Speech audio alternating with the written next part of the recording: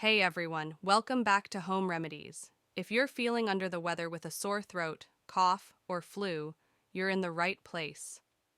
Today, I'm going to share some simple, natural home remedies that can help you feel better fast, without any harsh chemicals or medications.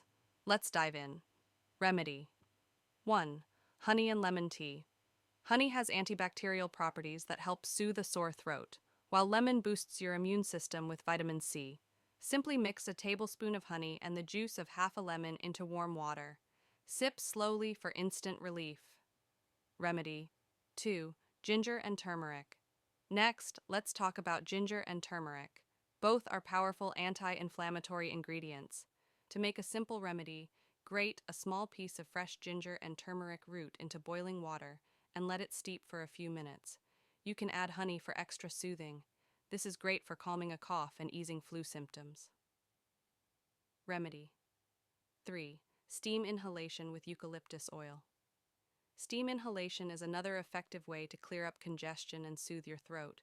Just add a few drops of eucalyptus oil to a bowl of hot water, lean over it with a towel over your head, and inhale deeply.